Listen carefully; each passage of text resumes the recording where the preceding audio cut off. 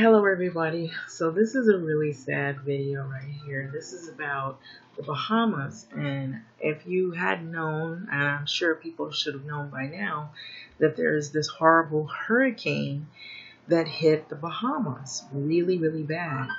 And so this happened this week. And so if you see the title here, it says our government failed us. Bohemians our Bahamians, I said Bohemians, Bahamians were left to coordinate rescue efforts on social media after Hurricane Dorian. So have you heard about Hurricane Dorian? So that's the hurricane that has happened most recently. And so you're going to see some of the wreckage of what this hurricane has created. And so this is people that are residents that are looking at what is left over of their place where they once lived. So Hurricane Dorian made landfall over the Bahamas September the 1st as a Category 5 storm and proceeded to devastate some areas of the Bahamas with the relentless amounts of rain and wind. So at least 30 people have been counted as killed in connection with the storm. But some Bahamians told Insider that the number would be much higher if young and social media savvy residents didn't jump to coordinate search efforts and rescue across the badly hit islands. Our government has failed us, freelance journalist and native Bahamian Kimberly Mullings told Insider. So if we hadn't stepped up, we don't know where we would be. And so Hurricane Dorian made landfall over the Bahamas September 1st as a Category 5 storm and proceeded to dump relentless amounts of rain, wind on the Bahamas, causing widespread flooding and devastation over the next several days. At least 30 people were ultimately killed, and the death toll could rise as rescuers searched the ravaged neighborhoods, homes, and roads of the country's island, including Abaco and Grand Bahama. And so Dr. Crystal Day Gregory, a historian and former professor, told Insider that she was on vacation in her native Bahamas on the Grand Bahama Island. And so through the storm, where she saw conditions quickly deteriorate. So we made all the preparations that we could, and I thought we would just sit and wait, she said. But as the news came in from Abaco, we knew that this was going to be something that was different about this storm, that it would be unlike any storm that any probably living Bahamian person that lives on that island have ever faced before. So ahead of the storm's landfall, experts found it difficult to forecast, but Dorian quickly proved to be a devastating combination for the low-lying island as it moved at a walking pace, brewing over the island and sending 15 to 20 feet storm surges that overwhelmed the communities. So De Gregory said that the Bahamians saw the damage from the storm intensify and found government resources like helpline telephone numbers prove unhelpful. And so these people were left in devastation, y'all. This was very, very devastating and is. And these people are homeless, and it's just horrible. The death toll could rise. You can literally see the rooftops of houses, what once were a community, and these people are instantly homeless. So island residents deputized themselves to see about search and rescue in their private vehicles or whatever things that they had, whether it were boats or even jet skis. Residents heard about families in need through friends and neighbors who were tracking the storm on their phones before they would tweet, text, and call to reach out for help once they knew someone was in trouble. De Gregory said that she felt that She first got involved in helping the rescue efforts when her sister's home was flooded, and the family waded through the chest-high waters before they reached safety. So as the storm went on, she saw connections bloom across social media to rescue and reunite families. So this is a picture that you're looking at on the left side, of course, in the middle almost, of parts of the devastation of this. And so you're going to see it shortly. So there are no numbers that everyone knows for disaster of this magnitude, and there was no social media plan whatsoever, Dick Gregory said.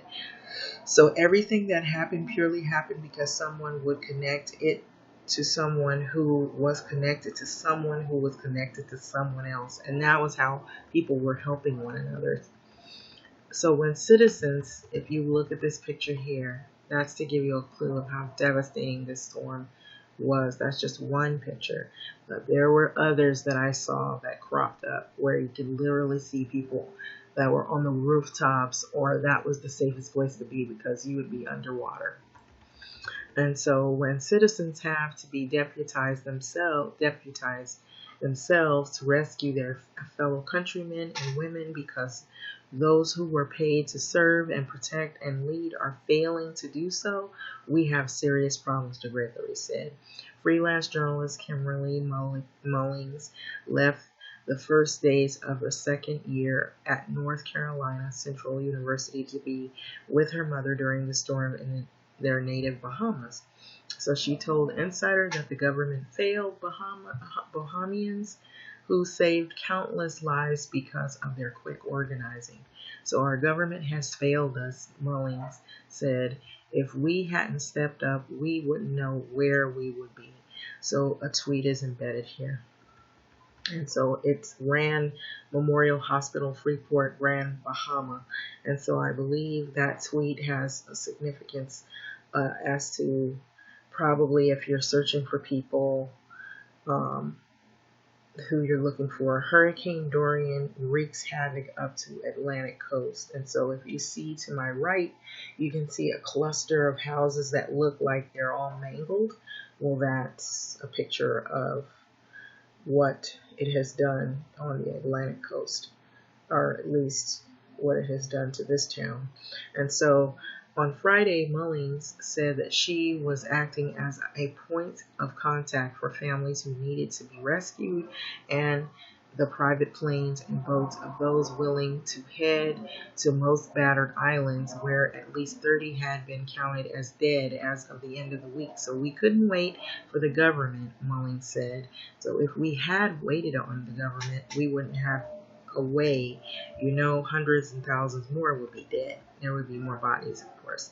And so the Bahamas Health Minister, Dawn Sands, said Friday that the agency is aware of the uncollected bodies and that he expected the death toll to rise significantly. And he also announced that there will be a new process for updating the death toll, which compares numbers from health teams and Royal Bahama Police, in an attempt to avoid getting any mixed information. So I want to be clear, he told reporters in the press conference, according to CNN. Certainly the Ministry of Health and the government of the Bahamas has no interest in suppressing information. What we want to do is to ensure the information that is given is accurate. So the storm's recovery is far from over, and the U.S. Secretary of State Mike Pompeo said in a statement earlier Saturday that at the request of the Bahamian government, that the U.S. Agency in International Development was sent a disaster assistance response team to support and coordinate the country's official relief efforts. And so a lot of this is really sad. So there's some other related articles towards it. So out of curiosity, if you see this, there's something called hashtag Hurricane Dorian 242, and then there's also some Twitter pics. It looked like that's what it said on there. Okay, and so I'm supposed that these have to do within relation to the hospital. And these are people who were trying to reach people, or either they're trying to show, areas, of, it looks like things were kind of thrown about. And so I'm clicking in here so you can see, this is, I guess, what maybe of what was left of the hospital. Doesn't look like there's too many photos here. Okay, it looks like it's been mangled, so it's pretty sad. So you see that here. There's an additional photo up here. It's like things have been thrown about in the building. And so these must be people who are from the country. And then you see a map. Looks like the hospital took on water. It was at the edge of the high tides last night. So a lot of people are communicating. And so this is sad, y'all. So just the title of the article, our government has failed us, was sad enough to see that, looking at that. But with that, having said this, anybody that knows of anybody that was involved in this, my condolences to you, and an effort that you find your family members, that you're safe. But this was really sad this week that this whole thing has been going on. But having said that, just looking at this is really, heartbreaking.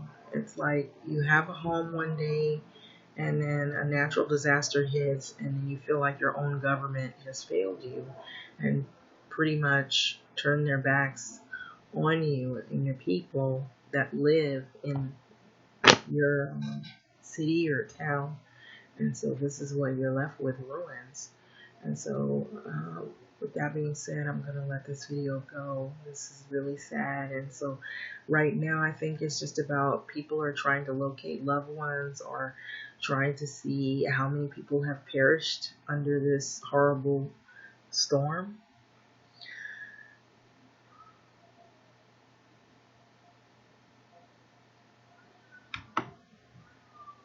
Like, comment, subscribe, and thanks for listening.